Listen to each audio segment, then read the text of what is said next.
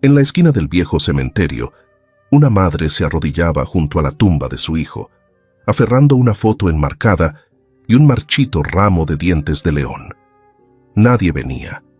La fría lápida marcaba una muerte etiquetada como un accidente, pero los ojos de la madre nunca lo habían creído.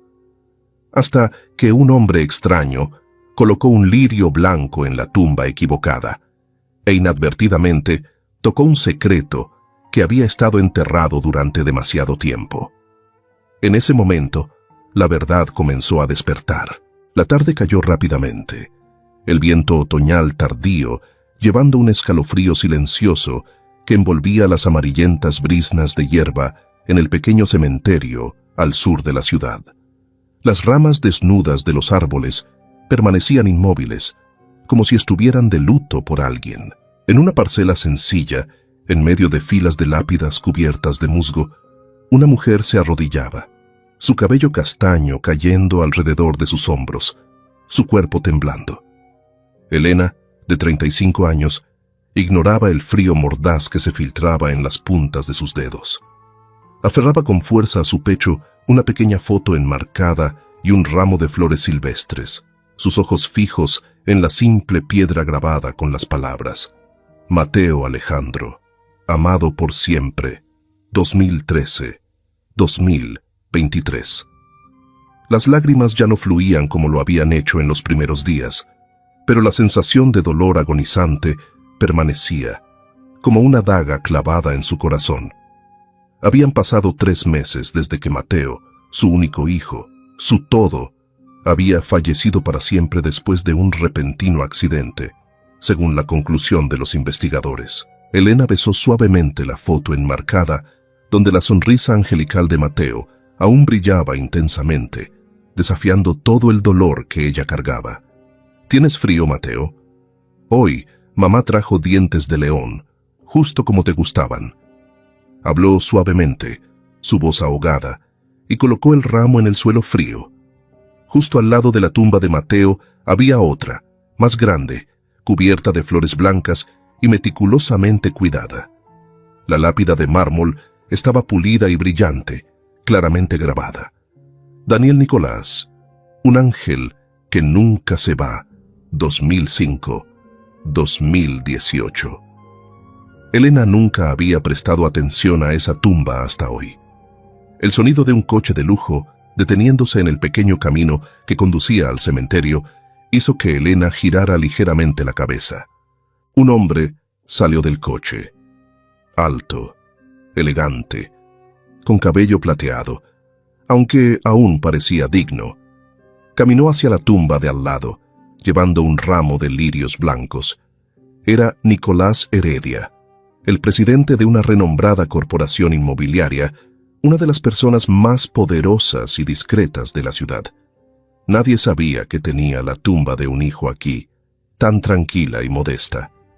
Nicolás permaneció en silencio frente a la tumba de su hijo por un momento, sus ojos incapaces de ocultar su tristeza y mirada distante. Colocó las flores y cerró los ojos brevemente. Pero entonces, un sonido ahogado lo sacó de sus pensamientos: el llanto de Elena. Se giró, y en ese instante sus ojos se encontraron. Nadie habló. Solo un silencio prolongado se extendió entre dos pérdidas inconmensurables. Elena se secó rápidamente las lágrimas, asintiendo levemente como una disculpa por molestarlo. Luego se volvió hacia la tumba de Mateo. Nicolás no se fue de inmediato. Observó a la mujer demacrada, su rostro grabado con dificultades, y luego, inesperadamente, en un gesto inexplicable, se inclinó, tomó un solo lirio de su ramo, se acercó ligeramente a la tumba de Mateo y lo colocó allí.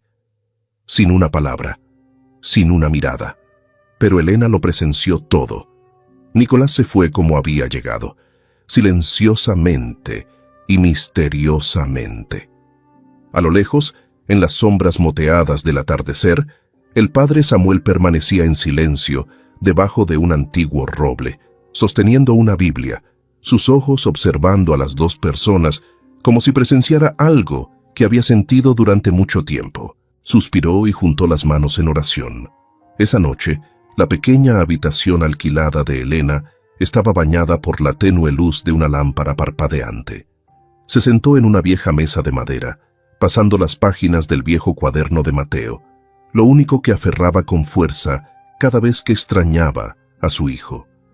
Solo ahora, después de su muerte, tenía el coraje de tocar los recuerdos que Mateo dejó atrás. A Mateo le encantaba dibujar, le encantaba escribir cosas al azar. Dentro del cuaderno había letras torpes, dibujos infantiles y también algunas palabras sinceras que le dolían el corazón. Página 12.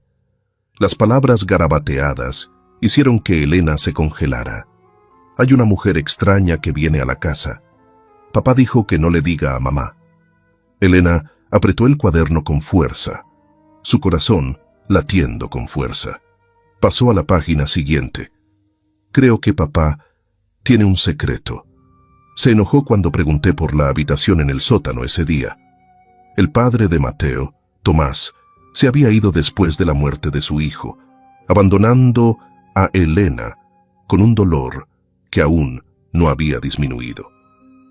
Se fue sin una explicación, pero a Elena no le importaba mucho, porque si Mateo no estaba a su lado, todo lo demás no le importaba más. La mano de Elena tembló mientras tocaba cada línea. Mateo, su niño inocente, había visto algo. Había tenido miedo de algo, y quizás se había llevado un secreto a su tumba. La habitación pareció oscurecerse. El viento silbaba a través de las grietas de la ventana como un suspiro de luto. Elena se quedó inmóvil, su mente llena de preguntas. A la tarde siguiente, Nicolás regresó al cementerio, no por costumbre, sino por algo que lo impulsaba silenciosamente. La sensación de ver a la mujer de ayer, arrodillada junto a la tumba de su hijo, con los ojos llenos de lágrimas, pero brillando con resistencia. Le dolió el corazón, un dolor que no era fuerte, pero que se filtraba profundamente, como una niebla fría que cubría su piel. El cementerio estaba desierto, el aire llevando el aroma de la tierra húmeda. Nicolás se quedó quieto por un momento frente a la tumba de su hijo, Daniel. Luego caminó lentamente hacia el viejo roble, donde un hombre familiar estaba sentado tranquilamente leyendo la Biblia. «Padre Samuel», dijo, su voz profunda y poderosa. El sacerdote levantó la vista, sus amables ojos detrás de unas finas gafas mostrando una ligera sorpresa. «Nicolás, sabía que volverías. ¿Sabe quién es la mujer de ayer?», Zrenia preguntó Nicolás sin ocultar su preocupación. Samuel cerró el libro y miró hacia la tumba de Mateo. Después de un momento, respondió lentamente. «Su nombre es Elena. Perdió a su hijo hace 3 meses. Desde entonces, ha venido aquí cada semana sola. Nunca ha faltado una semana». Nicolás miró hacia la pequeña tumba, asintiendo levemente. «¿Tiene algún familiar?» «Number, ni padres, ni hermanos, ni amigos. Pobre y resistente. Pero nunca la he visto pedir ayuda». «¿Qué hay de su esposo?», Zrenia preguntó Nicolás, su voz haciéndose más profunda. El padre Samuel guardó silencio por un momento. Luego respondió con cierta vacilación. «Ese hombre nunca ha venido, ni una sola vez». El silencio cayó de nuevo.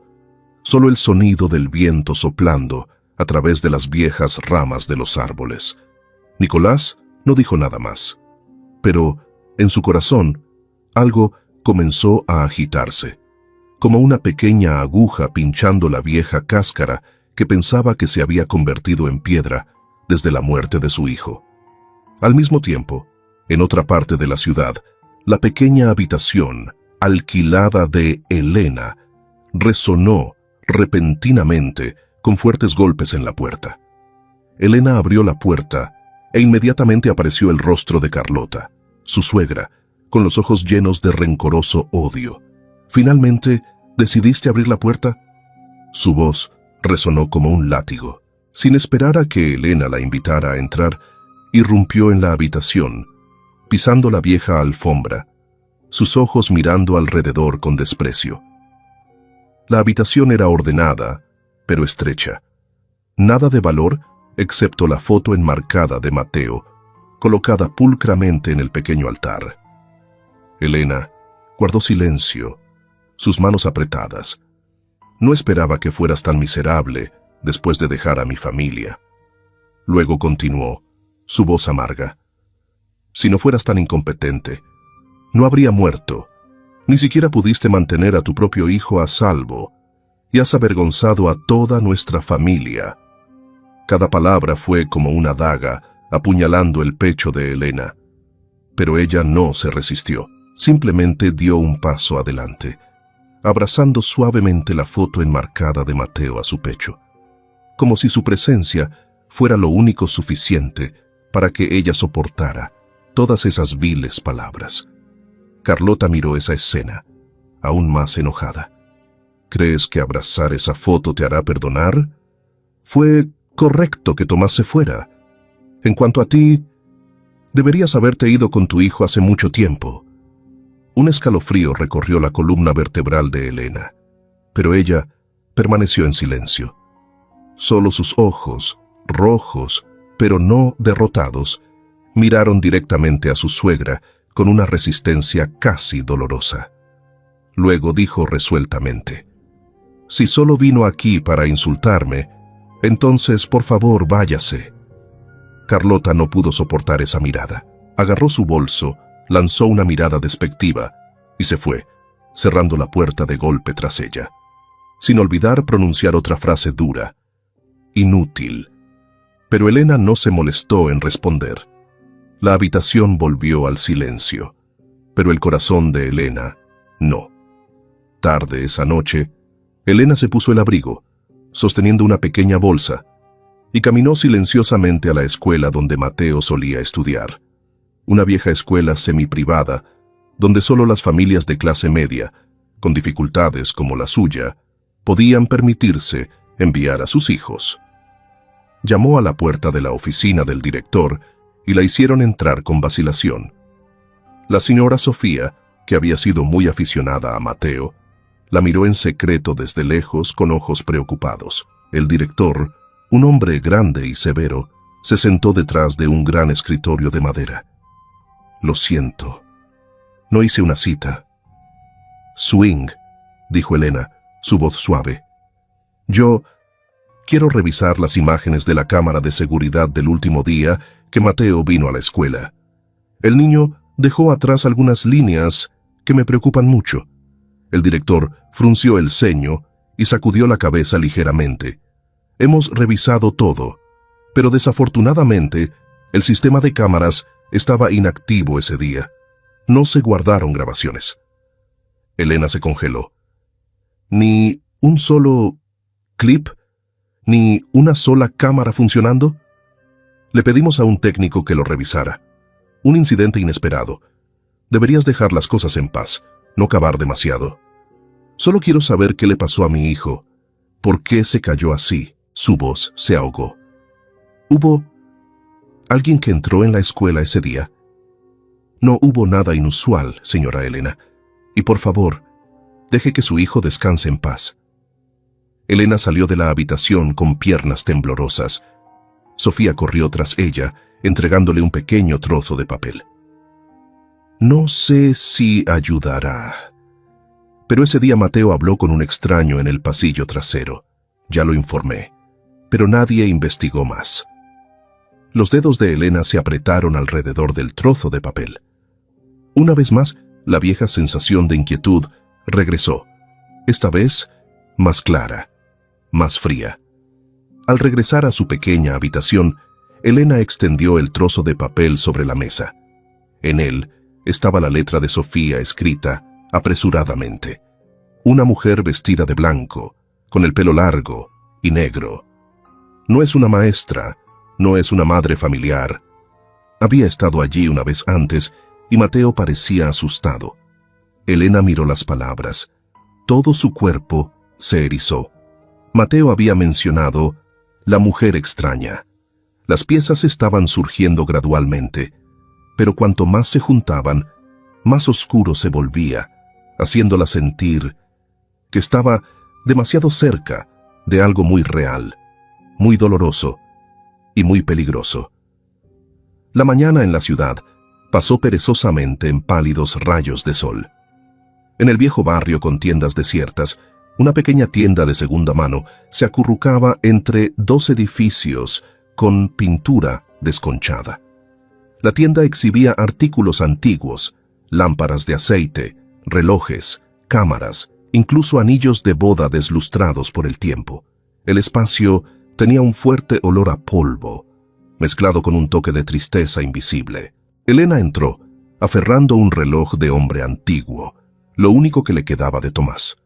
El reloj había sido un regalo de boda. Ahora tenía que venderlo para pagar unos días más de alquiler. El dueño de la tienda miró el artículo y asintió ligeramente.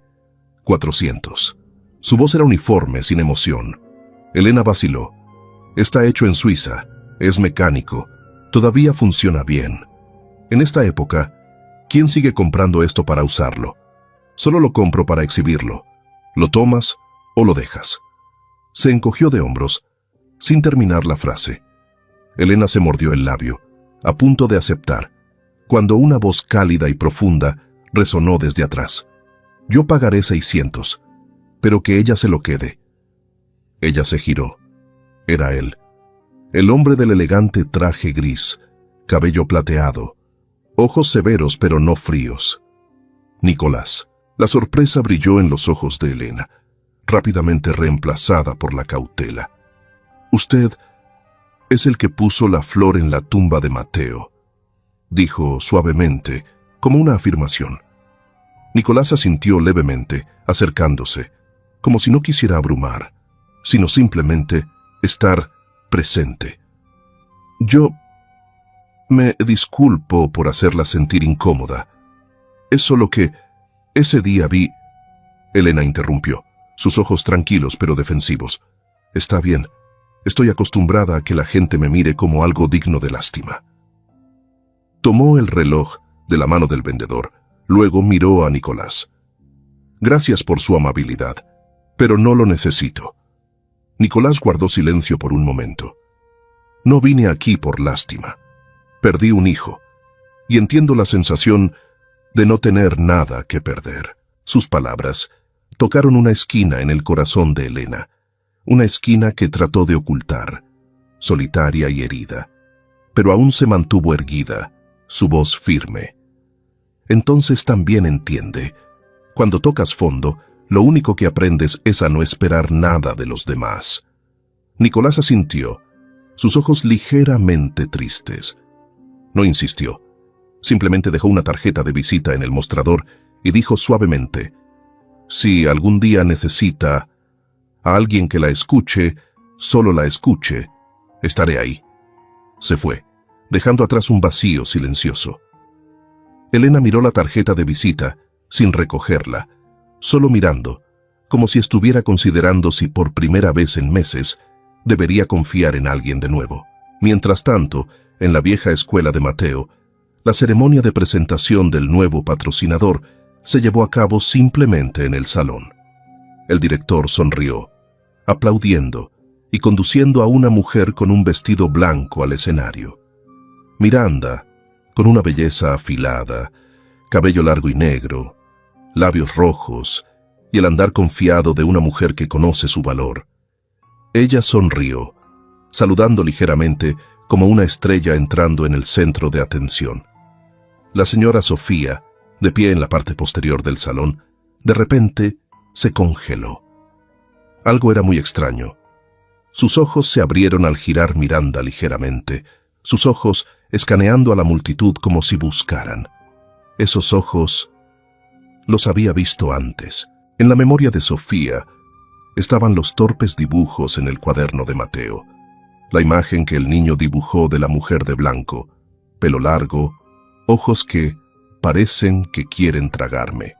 Y más que eso, había visto a esta mujer en la escuela, su apariencia inconfundible, apareciendo el mismo día que Mateo se cayó por las escaleras. El corazón de Sofía latió con fuerza. Retrocedió, sacó su teléfono y buscó la foto de las páginas del cuaderno. Y luego, su corazón se hundió al darse cuenta. Era ella, sin error, Miranda, la mujer en la memoria de Mateo. La noche cayó como una cortina oscura. La pequeña habitación alquilada de Elena, que estaba tranquila, se llenó repentinamente de urgentes golpes en la puerta. Ella abrió la puerta. Sofía estaba allí, jadeando, sosteniendo una pequeña mochila y un archivo. Yo necesito contarte lo que Mateo solía decir. Sofía casi soltó, su voz perdida debido al nerviosismo. Elena entró en pánico. Señora, Sofía, ¿qué pasa? Sé que algo está mal, pero hoy vi a esa persona, justo en la escuela. Estoy segura de que Mateo la mencionó. Sacó una copia de algunas páginas del diario que había fotografiado en secreto. A veces, la mujer de blanco me hace preguntas muy extrañas. Me pregunta si a menudo estoy solo en casa. Me pregunta si me gusta bajar al sótano a jugar. No me atrevo a decírselo a mamá, porque papá se enoja cuando se lo digo, pero no me gusta. Sus ojos parecen que quieren tragarme. Elena se quedó sin palabras, sus ojos fijos en las palabras de su hijo. Su voz tembló ligeramente. Esa mujer tiene un nombre. Sofía asintió, abriendo temblorosamente su teléfono, mostrando a Elena una foto de Miranda de pie junto al director. Su nombre es Miranda. Es la nueva patrocinadora. La habitación de repente se enfrió. No por el viento, sino porque la verdad estaba tomando forma gradualmente como un fantasma, pesando mucho en el pecho de Elena. Miranda, la amante de Alonso, lo había sabido desde que Mateo estaba vivo, pero no se había molestado en exponerlo. La persona a la que Mateo temía. La persona que Sofía acababa de ver en la escuela, como si hubiera regresado para comprobar si el secreto había muerto con Mateo o no. Elena se derrumbó, sosteniendo su cabeza. Por primera vez en 3 meses, el dolor en ella no era solo dolor, sino miedo. La noche en el barrio alquilado era silenciosa, como si todo el mundo se hubiera retirado detrás de las oxidadas puertas de hierro. La tenue luz amarilla proyectaba sombras sobre Elena y Sofía, mientras estaban sentadas una frente a la otra, en una habitación que de repente se convirtió en un lugar para revelar secretos. El viejo cuaderno de Mateo yacía abierto sobre la mesa, abierto a páginas arrugadas por las lágrimas y el tiempo. La escritura torpe e infantil, pero con la comprensión inquieta de un niño que creció más rápido que su edad. Escucho susurros en el sótano, pero cuando abro la puerta, está cerrada con llave. Papá dice que es un lugar viejo e inseguro, pero veo luz. La mujer ese día olía bien. Su perfume me mareó. Ella sonrió, pero no me gustó esa sonrisa. Vi a papá besarla cuando mamá no estaba en casa. No me atrevo a decirle a nadie, solo dibujo en este cuaderno. Si un día desaparezco, entonces mamá, no le creas a papá. Elena leyó eso con la mano temblando. Apretó el borde del cuaderno como si tratara de aferrarse a la imagen de Mateo, como si quisiera despertar a su hijo de la tumba y preguntar, ¿qué viste? ¿Qué sabías que hizo que la gente te silenciara? Sofía se sentó frente a ella, con las lágrimas cayendo en silencio, su voz ahogada. Ese día, Mateo parecía diferente.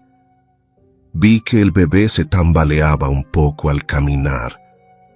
Pensé que estaba cansado, debido a la clase del fin de semana. Luego, al día siguiente, escuché que había muerto. El director dijo que fue un accidente, que se cayó por las escaleras. Ella sollozó, sus ojos llenos de lágrimas, como si ella misma estuviera atrapada en un sentimiento de culpa que no podía lavar. Pero ahora ya no estoy segura, Elena. Yo creo que Mateo no se cayó solo. La habitación se volvió fría, no por el viento, sino porque la verdad comenzó a hablar en pedazos. Elena no respondió. Simplemente reunió todos los papeles, las copias, los metió en una bolsa de tela, como si recogiera las partes robadas del alma de su hijo. Mientras tanto, en otro lugar, en el último piso de un hospital privado, Nicolás entraba en la oficina de la doctora forense Emilia Ortega. La mujer de unos 40 años, afilada y tranquila, levantó la vista cuando lo vio. «Señor Nicolás, escuché que quería preguntar sobre el archivo forense de un niño. Mateo Alejandro, 10 años. Murió hace 3 meses». La doctora Emilia hizo una pausa ligeramente. Luego abrió su computadora. Sus dedos se deslizaron rápidamente sobre el teclado, pero luego se detuvieron. Una extraña notificación apareció en la pantalla. «¿Qué pasa?», Zrenia preguntó Nicolás, su voz bajando. «Este archivo ha sido sellado por un abogado llamado Esteban Ríos. Hay un código de bloqueo interno. No puedo abrirlo sin una orden especial». «¿Esteban Ríos?». Swingó el nombre como si acabara de escuchar una señal de alarma. «¿Quién es el abogado privado de Esteban?». Emilia lo miró, luego dijo suavemente: «Solía ser el abogado que representaba a la familia Alonso Vega». Nicolás se congeló. La familia Vega, el esposo de Elena. Se levantó, sus ojos agudizándose. «Haré que alguien acceda a este archivo de otra manera. Gracias, Emilia. No le digas a nadie sobre la conversación de hoy». Al salir del hospital, Nicolás llamó inmediatamente a su asociado privado, un investigador privado especializado en el manejo de archivos bloqueados. «Necesito que abras un archivo forense. Nombre: Mateo Alejandro. Toda la información relacionada con Esteban Ríos. Cava hasta la raíz». Por primera vez en muchos años, el corazón de Nicolás latía con fuerza, no por dolor, sino por ira. El silencio de la muerte no era tan aterrador como el silencio creado por el dinero y el poder, y sabía que la muerte del niño no fue accidental. Esa noche, Elena estaba cabeceando cuando hubo un golpe brusco en la puerta. Se despertó, preocupada porque era tarde.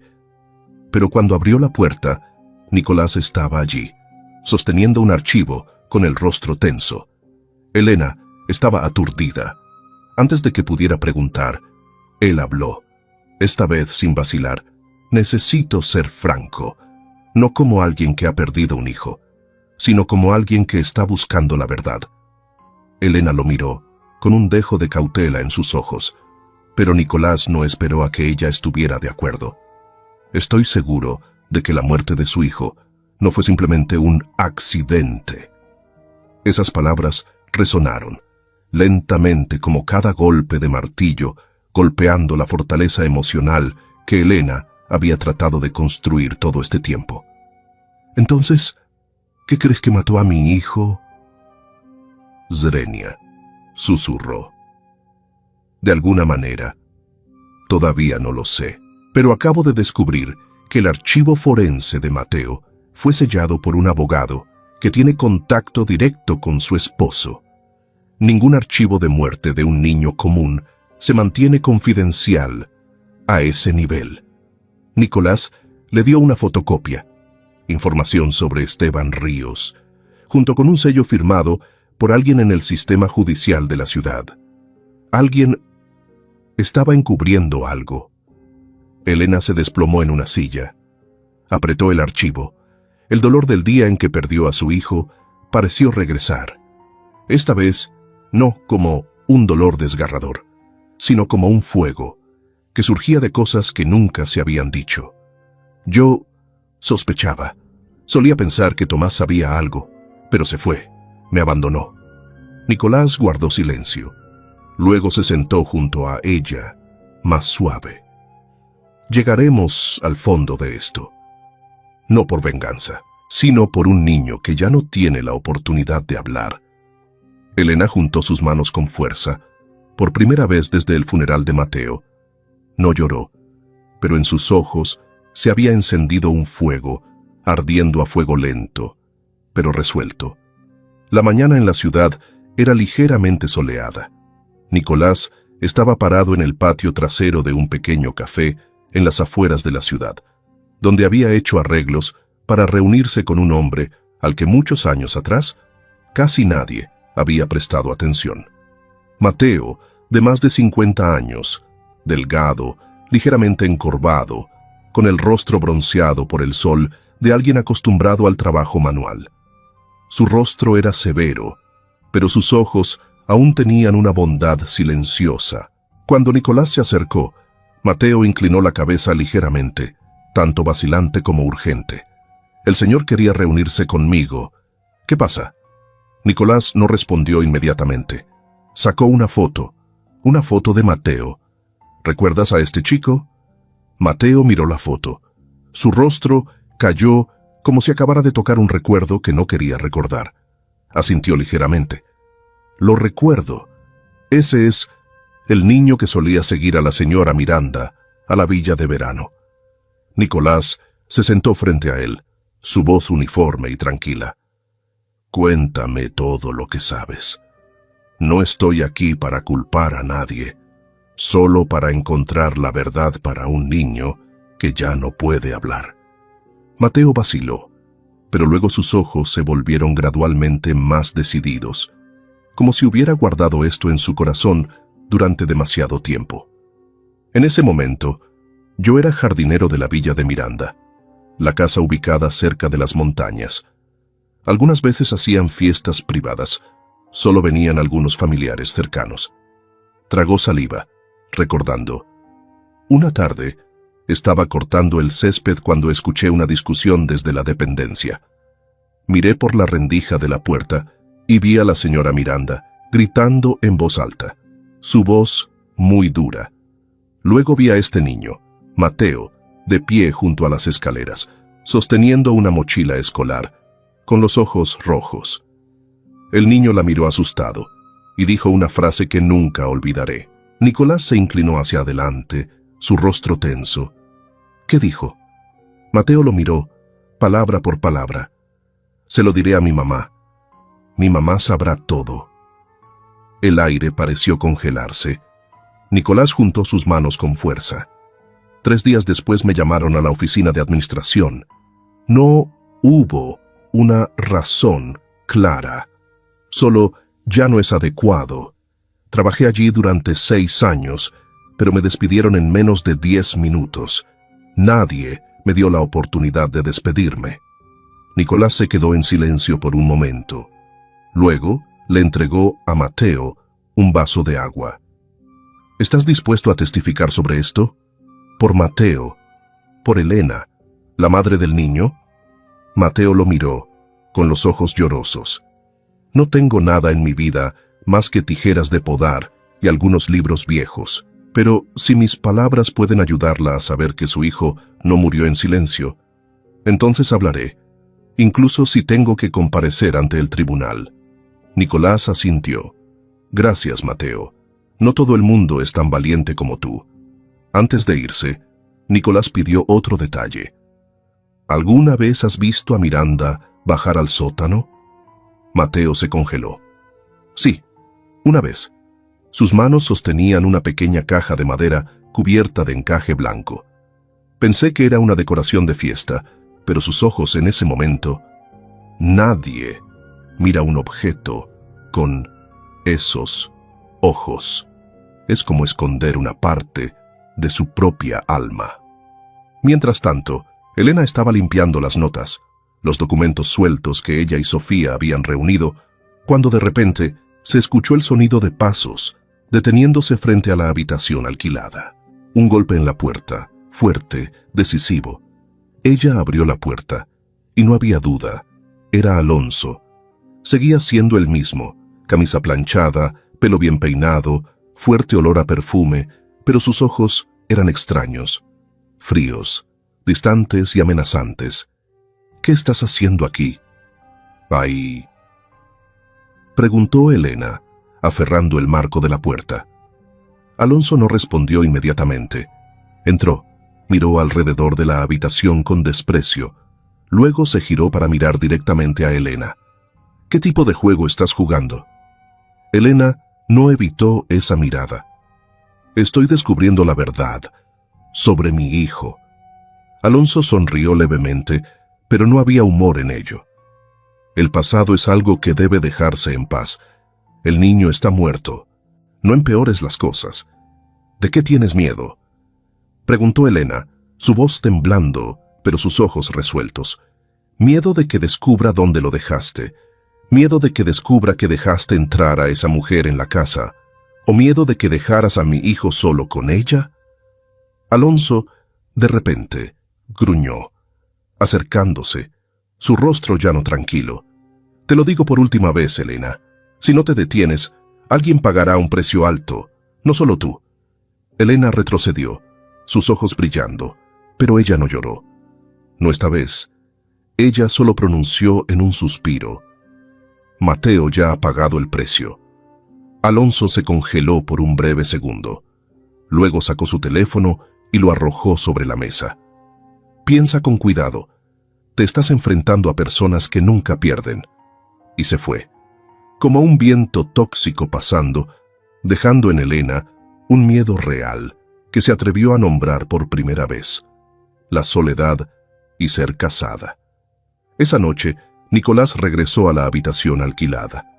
Elena estaba sentada inmóvil en la silla, sus ojos desorientados, sus manos aún sobre el teléfono que Alonso había dejado atrás. ¿Estás bien?, Swing preguntó, entrando como alguien que estaba cerca. Elena no habló, pero cuando Nicolás se acercó, ella extendió su mano. Por primera vez, buscó activamente un agarre. Tenía mucho miedo. Miedo de que me hicieran daño. Miedo de que nadie me creyera. Miedo hasta el punto de querer rendirme. Su voz se ahogó.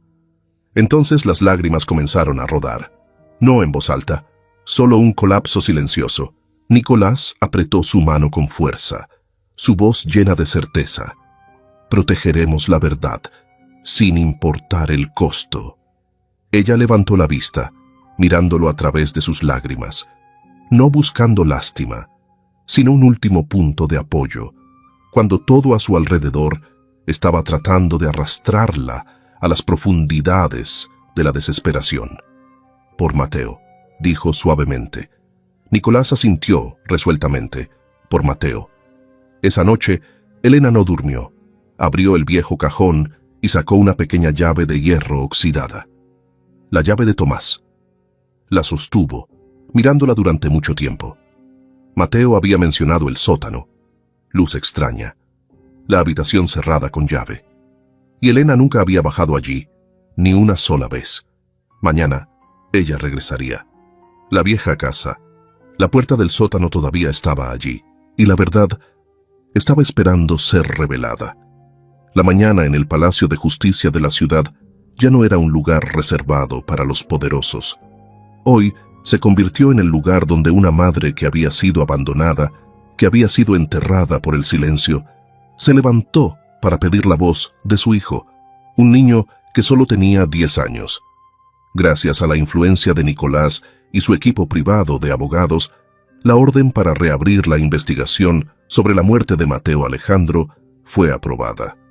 La intervención de niveles superiores, junto con nuevas pruebas, diarios, declaraciones de testigos y signos de violaciones legales al sellar los archivos, hicieron imposible ocultar el asunto por más tiempo.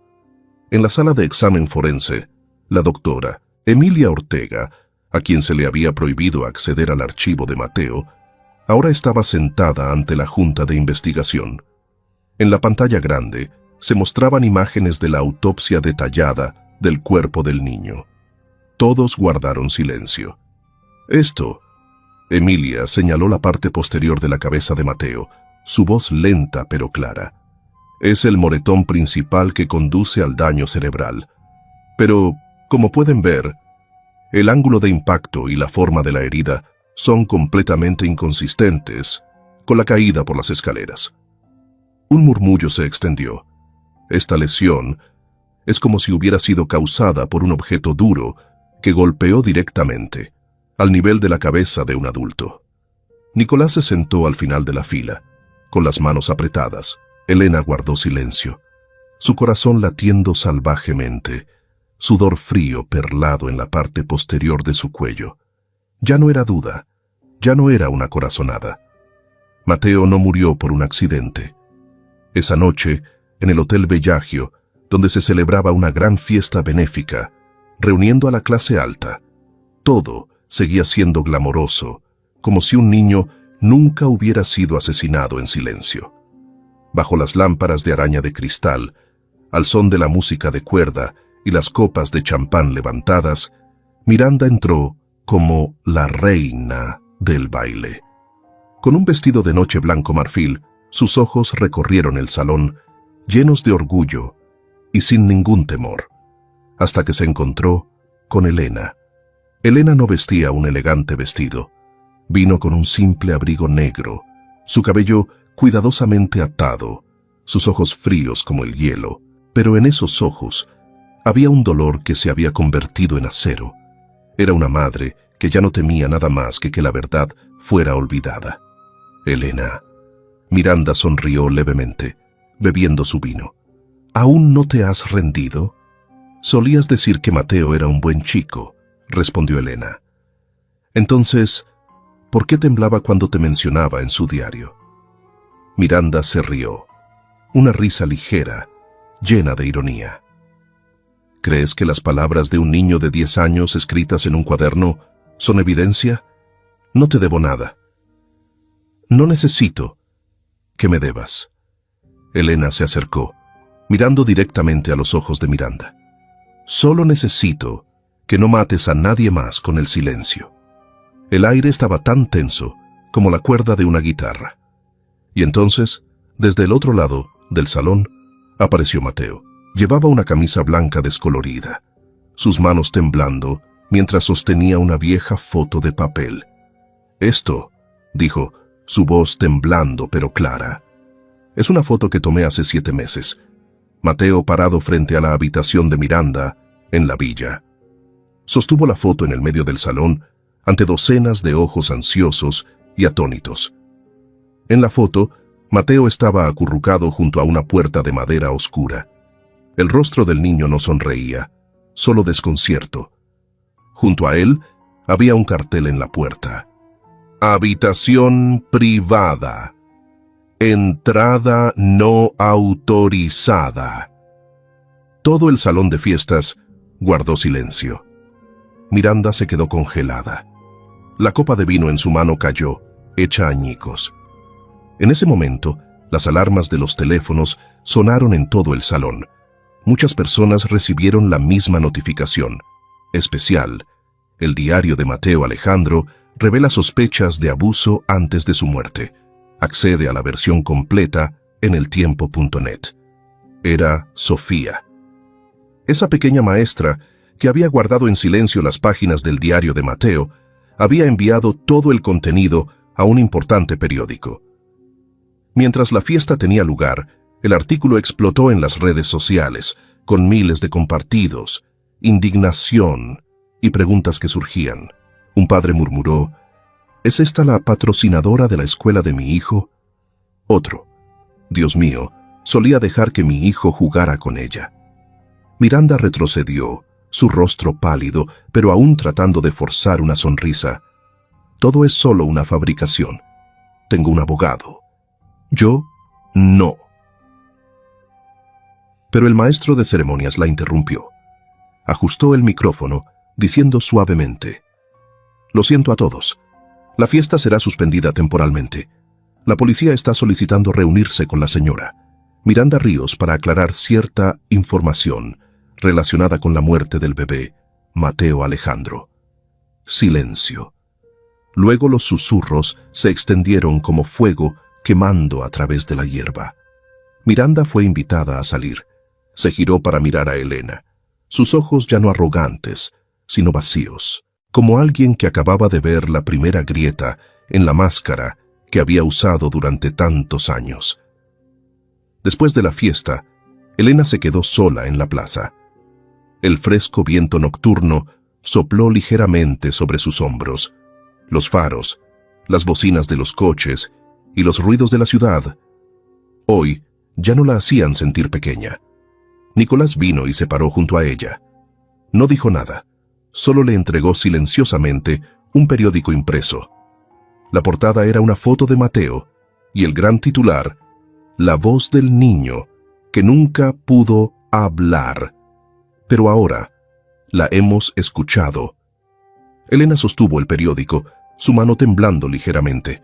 Sus ojos estaban llorosos, pero eran las lágrimas de los últimos días siendo barridos en humillación, duda y miedo. Mamá te escuchó. Mateo, susurró. Mamá ha escuchado tu voz. Nicolás puso su mano en su hombro. Él también se ahogó. No había necesidad de decir más, porque a partir de hoy, la verdad ha hablado. Una semana después de la explosiva fiesta benéfica, la ciudad ya no era tan pacífica como antes. Las noticias sobre el caso de Mateo Alejandro se extendieron más rápido de lo que nadie había esperado. Cada periódico, noticias de televisión, redes sociales, todos repetían las mismas palabras clave: falsificación de archivos forenses, incitación al asesinato, ocultamiento de crímenes, un niño dañado por el silencio de los adultos. En una oficina del Departamento de Justicia, el abogado Esteban Ríos, quien solía ser el rostro que representaba una serie de litigios prestigiosos, ahora estaba sentado detrás de la mesa de interrogatorios. Su rostro estaba pálido, su cabello enmarañado con sudor, ya no el aspecto digno habitual. La policía presentó pruebas, un correo electrónico encriptado que Esteban envió al lado del hospital, solicitando retener temporalmente el archivo forense de Mateo Alejandro por razones familiares delicadas, no ser liberado al exterior sin instrucciones. Pero lo que se llamaba sensible ahora había cambiado su rostro. También se incluyó una grabación de una conversación filtrada. Esteban dijo a una persona no identificada: mientras este archivo desaparezca por unos años, el asunto se enfriará. Ese niño ya no está vivo para hablar. Esa declaración, transmitida a nivel nacional, encendió una investigación criminal formal. Esteban fue acusado de interferir ilegalmente con archivos forenses, ocultar evidencia y ser un posible cómplice en el abuso de menores. En otro lugar, Miranda Ríos, la mujer que solía caminar en la pista de baile benéfica como una reina, ahora caminaba hacia la agencia de investigación rodeada por la prensa. Sus ojos estaban cubiertos por grandes gafas de sol, pero no podía ocultar su andar incómodo, su cuerpo encorvado. El abogado de Miranda emitió una declaración: mi cliente es completamente inocente. Todo es un malentendido por parte del público y la prensa. Pero la verdad no era fácil de negar. Mensajes extraídos del viejo teléfono de Alonso, el teléfono que Elena había podido guardar durante un tiempo, habían sido recuperados. En él había muchas conversaciones entre Alonso y Miranda en torno al hecho de que Mateo es demasiado sensible y si ese chico continúa así, todo se vendrá abajo. Un mensaje de Miranda hizo que la gente se estremeciera. No soporto la forma en que me mira. Él sabe. Él recuerda. Si ella lo sabe, todo colapsará. La policía no la acusó públicamente de asesinato, pero amplió la investigación con cargos de incitar a daños graves a menores, amenazar y destruir pruebas. Miranda fue detenida para la investigación.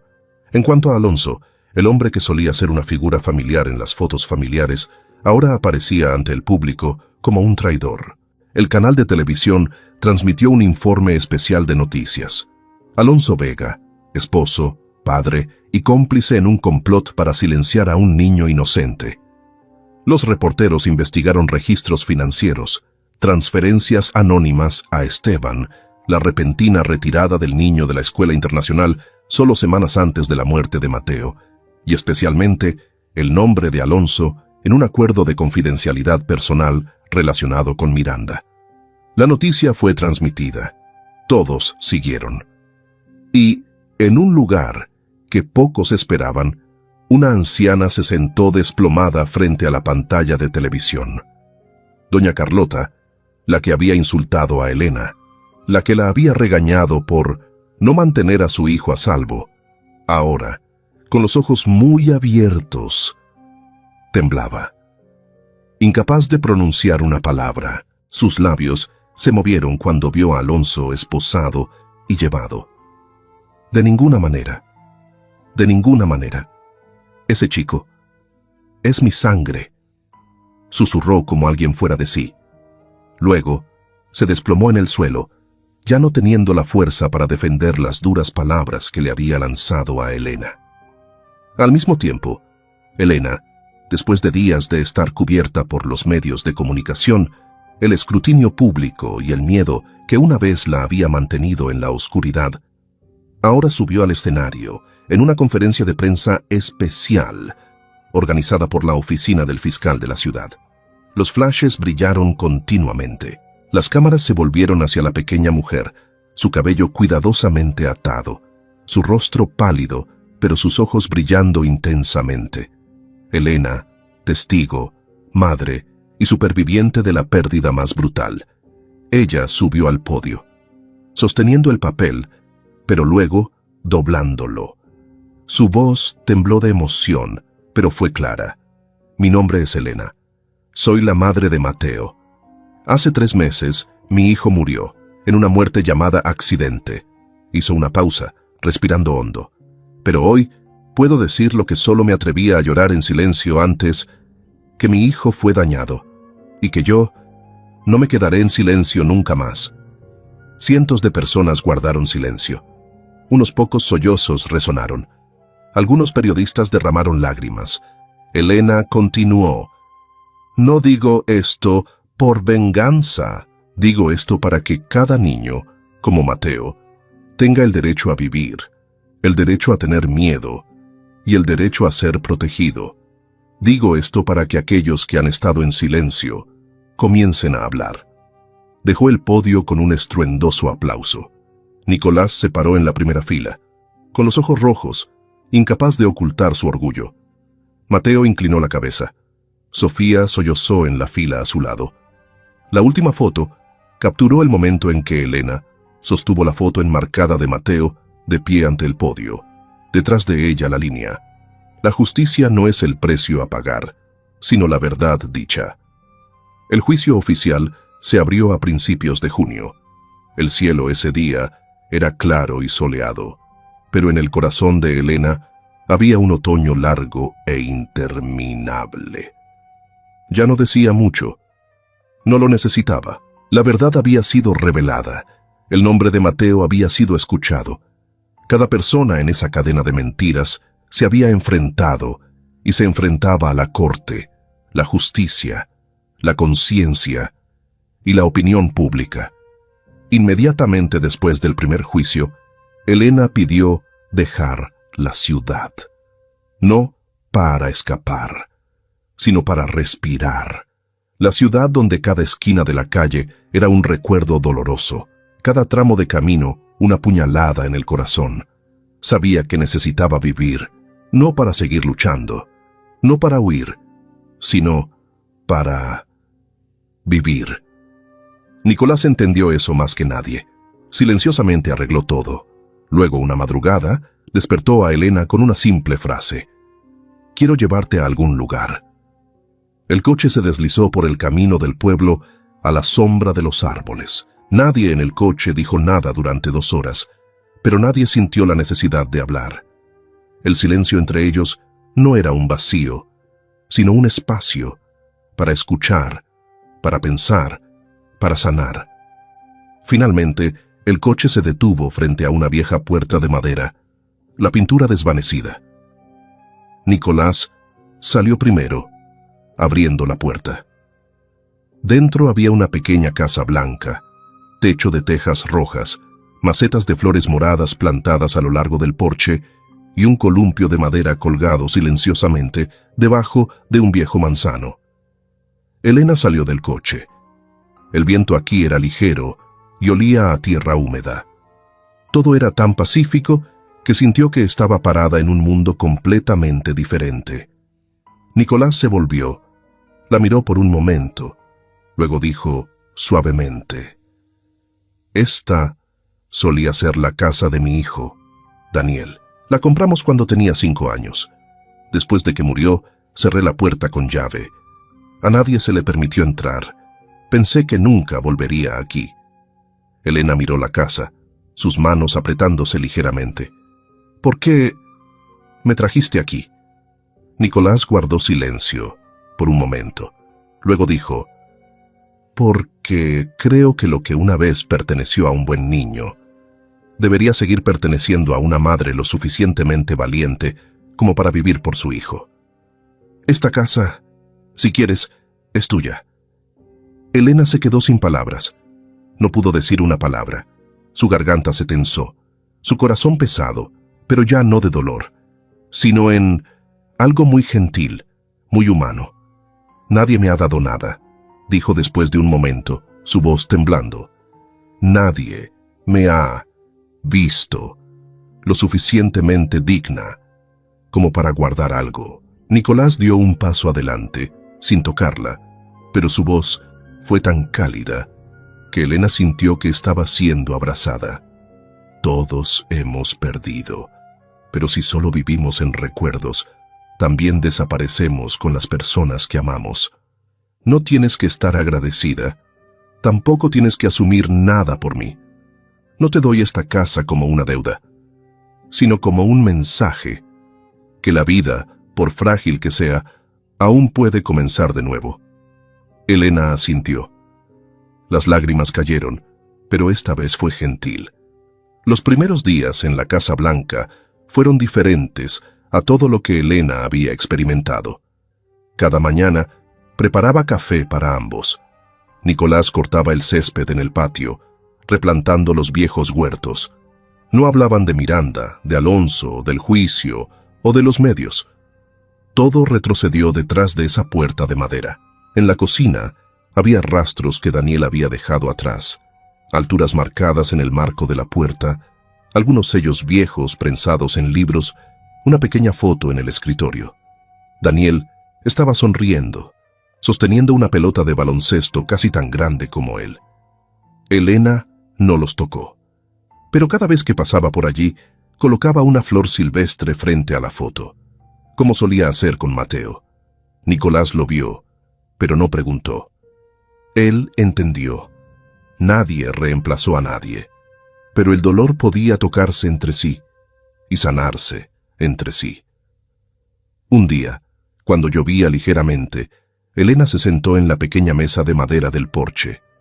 Ella escribió, no escribiendo para acusar, sino para guardar. Escribió sobre Mateo, sobre su risa, sobre las cosas que solía decir, sobre cómo el niño saltaba cada vez que veía dientes de león, sobre la mirada en sus ojos la última vez que la miró, no enojado, no asustado, solo creyendo que mamá sabría todo. Nicolás la vio escribir y entendió eso. La madre había regresado. No como antes, sino una nueva madre que había pasado por el infierno y aún tenía suficiente fe para salir. Una mañana temprana de otoño, la luz del sol se inclinó a través de la pequeña ventana de la panadería ubicada en la cima de la colina, donde estaban la Casa Blanca y el viejo manzano. El letrero de madera colgado enfrente tenía una inscripción escrita a mano: «Pan y luz, para aquellos que necesitan un lugar para empezar de nuevo». Elena estaba de pie detrás del mostrador, amasando suavemente la masa, su cabello cuidadosamente atado, su delantal manchado con unas pocas marcas blancas de harina. Esas manos una vez temblaron de dolor. Habían agarrado la foto enmarcada de Mateo en noches de insomnio. Ahora estaban haciendo pan, panes suaves y fragantes llenos de bondad. La panadería era el pequeño sueño de Elena, pero no vino solo de ella. Carmen, la antigua dueña del restaurante del pueblo, fue la primera en ofrecer una mano amiga cuando supo que Elena se había mudado. Despejó la vieja cocina junto al restaurante, cediendo una esquina del refrigerador, y dijo: «Necesitas hacer algo con tus propias manos, no para olvidar, sino para recordar, pero aún poder vivir». Y Elena había comenzado desde allí. Cada mañana, Mateo, el jardinero de cabello plateado, pasaba temprano, llevando una cesta de verduras, flores y hierbas del jardín del patio trasero. Cuidó el jardín alrededor de la casa de Elena, restableciendo cada piedra, recortando cada arbusto de lavanda. Cuando no estaba ocupado con sus manos, se sentaba en el mostrador de la panadería, bebiendo café y charlando con los estudiantes después de la escuela. Todos lo llamaban Señor Mateo el cuentacuentos, porque siempre tenía una pequeña historia gentil, terminando con una frase cálida. Una vez le contó a un niño que acababa de regresar al pueblo. Érase una vez un niño llamado Mateo. Le gustaban los dientes de león. Ese niño nos enseñó que, sin importar dónde estés, si dices la verdad, harás que incluso los adultos escuchen. Al comienzo de la semana, una joven salió del autobús del pueblo. Cabello negro, camisa limpia, ojos brillantes. Sofía, la antigua maestra de Mateo, había decidido mudarse de nuevo al pueblo después de muchas noches de insomnio. En la ciudad, enseñé para vivir. Pero aquí, quiero vivir para enseñar. Se convirtió en maestra de primaria en la escuela del pueblo. Cada mañana pasaba en bicicleta por la panadería, tomaba un pequeño croissant y saludaba. Para la maestra que necesita mucha energía hoy, Elena siempre sonreía. Quedan pasteles llenos de coraje. Alguien necesita uno. Ocasionalmente los fines de semana, Sofía traía a los niños al patio trasero de Elena para celebrar una clase al aire libre. Se sentaban en círculo en el césped, dibujando casas de ensueño, escribiendo unas pocas líneas de poesía para alguien que solía estar triste. Elena a menudo se quedaba parada en la cocina, mirando por la ventana, sonriendo cuando veía a los niños cantando. Una vez recibió un dibujo de una niña de primer grado. La señora Elena es una panadera con un corazón cantante. Se rió. Luego se secó suavemente las lágrimas. Una tarde, cuando un viento fresco barrió el porche, Nicolás, Elena y Mateo se sentaron en la mesa de madera, bebiendo té de hierbas. En la mesa había un pastel de castañas recién horneado y un pequeño cuaderno que Elena acababa de comenzar a escribir, registrando historias de los visitantes de la panadería. «Quiero imprimirlo», dijo Elena, sus ojos brillando. «No para vender, sino para regalar. Como un mensaje, cualquiera puede comenzar de nuevo con lo que tenga». Nicolás la miró. Su rostro aún era severo, pero sus ojos parecían calmarse, llenos de emoción. Pensó en Daniel, sobre Mateo, y vio. Esos niños estaban viviendo de nuevo, de una manera diferente, a través de los pasteles, las cartas y las historias simples. Un día, Nicolás se detuvo en la panadería y colocó un aviso en el mostrador. Fondo de luz de Mateo. Para niños que necesitan protección, financiación legal, tratamiento psicológico, medios para casos de daño a niños. Ninguna voz merece ser olvidada. Elena miró el papel, su mano tocando suavemente la esquina impresa con el nombre de Mateo. Nicolás dijo: «El fondo se basará aquí». No hay necesidad de ser grandioso, solo necesito a alguien que escuche. Ella asintió, sin hablar, pero sus ojos brillaron. Ya no era un extraño. No era necesario llamarlo por títulos. Nicolás era un apoyo, el que cumplió su promesa, el padre de un niño que también se había ido demasiado pronto. Y ahora estaba devolviendo el legado de ese amor, no con dinero, sino con la creencia de que cada niño tiene derecho a vivir con luz. Una tarde de otoño, las hojas cayeron por todo el camino que conducía al cementerio. Elena llevaba un abrigo gris, sosteniendo un ramo de dientes de león secos prensados en un cuaderno de muchas semanas antes. Caminó, sin apresurarse, sin evitar. La tumba de Mateo estaba debajo de un roble joven, un árbol que Mateo había plantado de las mismas semillas que Elena había traído en el primer aniversario. En la lápida se agregó la línea: Mateo Alejandro, hiciste que el mundo entero escuchara. Elena se arrodilló, acariciando suavemente la lápida. No más lágrimas, no más temblores, solo paz. ¿Puedes ver, Mateo? Component placement, susurró, su voz ligera como el viento. Mamá hizo los pasteles que te gustaban. Algunos niños los comen y sonríen. Mamá contó tu historia. Y mamá sobrevivió, no para olvidarte, sino para hablar por ti. El viento sopló suavemente, levantando algunas semillas de diente de león. Ella los miró, y entonces, la primera sonrisa en muchos meses apareció en los labios de Elena, ligera, pequeña, pero real. Desde lejos, debajo del árbol, el padre Samuel, el viejo sacerdote de la ciudad, estaba en silencio, observando. No se acercó, simplemente asintió levemente, como confirmando lo que siempre había creído. El viaje de Elena había llegado a la etapa final. No un final, sino un comienzo diferente, profundo, amable y vibrante. Esa tarde, en la panadería, muchos clientes visitaron. Los niños corrían y jugaban en el patio. Los padres hablaban sobre tazas de café. Sofía enseñó a los niños a doblar origami de papel de desecho. Mateo estaba contando una historia a una niña pequeña que acababa de perder a su padre. Elena estaba de pie detrás del mostrador, se secó las manos y miró todo.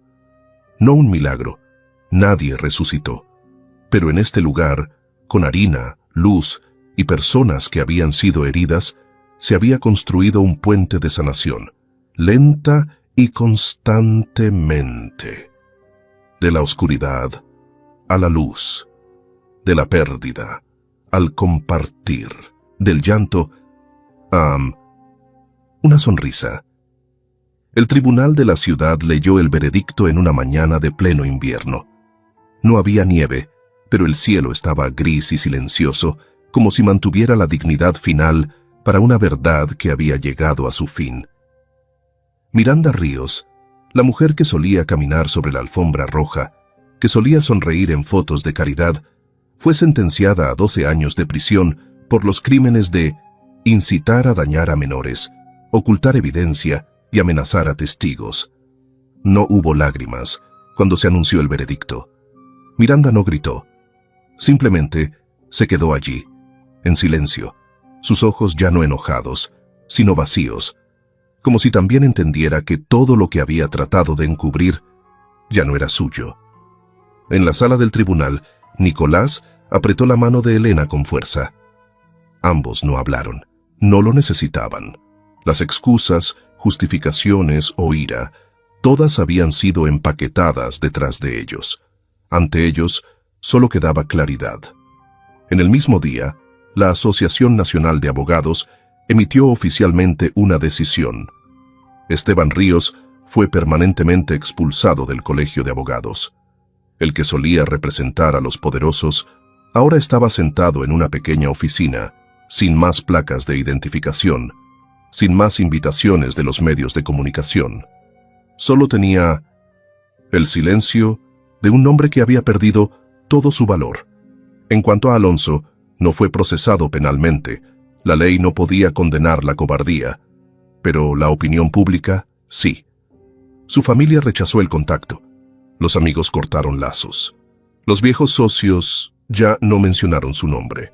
La gente evitaba mirarlo en el supermercado, en la cafetería, como si fuera una mancha, no por lo que hizo, sino por lo que no se había atrevido a hacer: proteger a su propio hijo. Alonso se retiró de todas las actividades sociales. El lujoso apartamento en el que solía vivir ahora era solo una cáscara vacía sin luz. A veces la gente lo veía sentado solo en el balcón, sus ojos mirando al vacío que nadie respondía. El desprecio no mató, pero hizo que la gente entendiera el valor de lo que se había perdido, demasiado tarde. De regreso al pequeño pueblo, en la Casa Blanca con el techo de tejas rojas, el invierno no fue tan frío como en años anteriores. Elena estaba limpiando la estantería en el ático, la habitación que acababa de decidir convertir en un rincón de lectura y escritura para los huéspedes de la panadería. La claraboya dejaba entrar una luz suave. El olor a galletas de canela se extendía desde la cocina de abajo, cálido como el olor a recuerdos. En la mesa había algunos libros que a Mateo le gustaban, historias para niños, libros para colorear y el pequeño cuaderno donde solía escribir sobre cosas que quiero preguntarle a mamá, pero me da vergüenza. Mientras reorganizaba una vieja caja de hojalata que solía pertenecer a Daniel, Elena accidentalmente descubrió un pequeño sobre sujetado debajo de un álbum de fotos. El papel se había amarillado, pero la escritura aún era clara. La escritura de Nicolás. En el sobre estaba escrito: para Elena, cuando estés lista para sonreír. Su mano tembló ligeramente. Lentamente se sentó y lo abrió. Mi hijo una vez dijo una frase después de que perdimos a nuestro primer perrito. Solía pensar que era una palabra ingenua, pero muchos años después entendí que era una verdad que solo los niños podían ver claramente. Si alguien todavía está llorando por ti, entonces nunca has desaparecido realmente. Gracias, Elena, por mantener esa luz para Mateo y para ti misma. Esta casa es tuya, no porque quiera ayudar, sino porque creo que aquellos que son lo suficientemente valientes como para amar, también merecen un lugar al que pertenecer. Si un día la luz en ti se atenúa, recuerda, siempre comienza de nuevo desde otra vela. Nicolás. Elena dobló la carta, su mano colocada en su pecho, su corazón latiendo ligeramente, pero lleno. La carta no era larga, pero era como si alguien le hubiera puesto una mano en su hombro, firme y amable, diciendo: estás en el camino correcto. Se quedó sentada durante mucho tiempo mirando por la ventana. Los niños en el pueblo estaban jugando en el patio, los sonidos de risa resonando en cada ola. Una niña pequeña se cayó, rompió a llorar, pero inmediatamente 3 pequeños brazos se extendieron para ayudarla a levantarse. Ella sonrió, ligera y verdaderamente. Esa tarde, Elena se puso un abrigo de lana gris y salió al porche. El olor a hojas secas, el olor a leña de las casas circundantes y el olor a pastel de miel de la cocina se mezclaron en un aroma que era muy quedarse. En el camino de piedra que conducía al parque infantil del pueblo, los últimos dientes de león de la temporada aún volaban con el viento. Un niño pequeño saludó. «Señora Elena, mírame patear la pelota». Ella se rió, saludando de vuelta. Un padre cercano se dirigió a ella, asintiendo con agradecimiento por el pastel que había recibido el día en que nació su primer hijo. Mateo no regresó, pero nunca desapareció. Estaba aquí, en la luz, en la calidez, en cada pastel que la gente llevaba a casa, en cada carta que Elena escribió y en todo lo amable que la gente comenzó de nuevo después de un dolor. Ella se quedó en silencio bajo el sol de la tarde, sus ojos cerrados ligeramente como para registrar este momento. Y por primera vez en su vida, Elena no sintió que le faltara nada más. Esa primavera llegó antes de lo habitual. El cielo no era duro. El sol era justo lo suficiente para hacer que los suéteres de lana fueran innecesarios después del mediodía. Elena abrió la panadería antes de lo habitual. En el letrero de madera fuera del porche, escribió con tiza blanca las palabras inclinadas: «Hoy regale un pastel extra a cualquiera que sepa contar una hermosa historia. No por ninguna ocasión especial, solo porque ella quería, porque su corazón estaba brillante, porque anoche soñó con Mateo, sonriendo. Nicolás llegó a las 9 en punto, antes de lo habitual. No llevaba un abrigo, sino solo un cardigan gris claro, llevando una cesta de lavanda que acababa de cortar. Ella lo vio desde lejos y salió a saludarlo. «Hoy pareces más soleado de lo habitual», bromeó Elena ligeramente. Nicolás sonrió levemente, colocando la cesta de flores en la mesa de madera en el porche. «¿No es eso por alguien que hace pasteles de canela que huelen hasta la puerta?» Ambos se sentaron. El té aún estaba caliente, el pastel estaba recién salido del horno, el olor a miel extendiéndose en el viento. Nadie dijo nada durante unos minutos. No era necesario. Entonces Nicolás habló, su voz uniforme como siempre, pero esta vez llevando algo muy extraño. «Señora Elena, tengo algo que nunca le he contado. Sobre Daniel».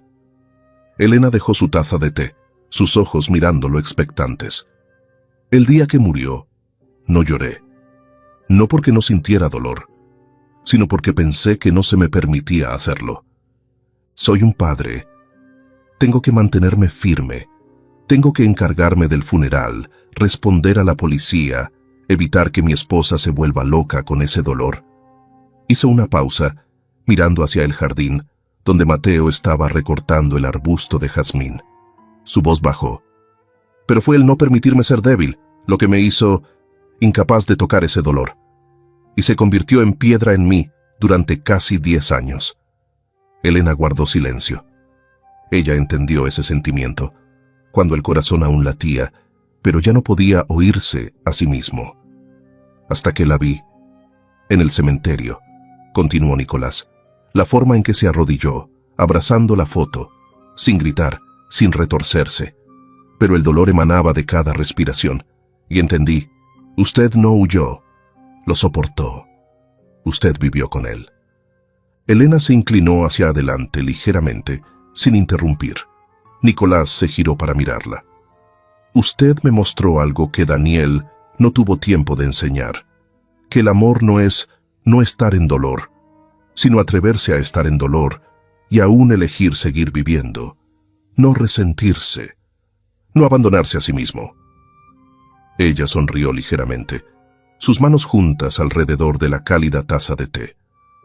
«Usted me enseñó lo contrario», dijo Elena, «que no tengo que cargar con la carga sola, que puedo llorar y aún ser escuchada. Puedo caer y aún tener a alguien que me apoye». No dijeron nada más. El té se enfrió, pero el corazón estaba lleno. Esa tarde, ambos fueron al campo detrás del pueblo, donde estaba el gran roble que Nicolás había mencionado, que era el árbol que Daniel plantó cuando tenía 7 años. Elena trajo un pequeño columpio de madera, que Mateo hizo con madera reciclada detrás de la casa. Ambos lo instalaron en la rama más baja. Ningún niño se sentó en él esa tarde. Solo Elena y Nicolás se sentaron a cada extremo de la silla, balanceándose suavemente. Ella dijo, «Tal vez, un día, le contaré a algún niño la historia de Mateo, de Daniel, de un padre que solía tener miedo de llorar y una madre que solía no saber cómo levantarse». Nicolás respondió, «Y no olvide mencionar, sobre 2 viejos amigos que reconstruyeron un columpio». Ella se rió. Esta vez, la risa fue en voz alta, cómoda, no ahogada, porque era un día sin oscuridad, y la historia de Elena, Mateo y Nicolás, como la luz que brilla a través de la grieta en la puerta estrecha, no es una tragedia contada para lamentar, sino un recordatorio de que, a veces, la verdad no está en el grito, sino en los susurros olvidados. El diario de un niño.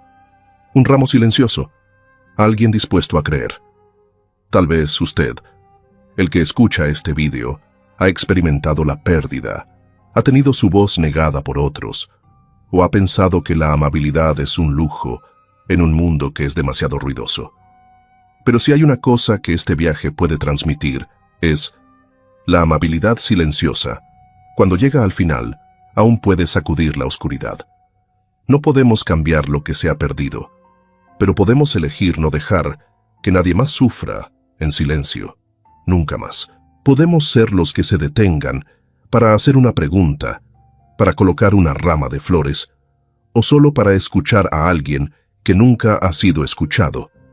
Gracias por quedarse hasta el final, especialmente aquellas tías, tíos, hermanas, aquellos que quizás también hayan sido madres, han perdido algo muy preciado que nadie entendió. Espero que esta historia no haga que su corazón sea más pesado, sino más cálido, porque al menos sabemos. En este mundo todavía hay personas dispuestas a ir con usted hasta el final del dolor. Si su corazón está cansado hoy, por favor descanse un poco. Beba una taza de té caliente. Escuche una vieja canción de nuevo. Y recuerde, no está solo. Siempre estoy aquí, contando historias no para ser escuchadas, sino para que sienta compañerismo. Le deseo un día ligero y una noche muy tranquila.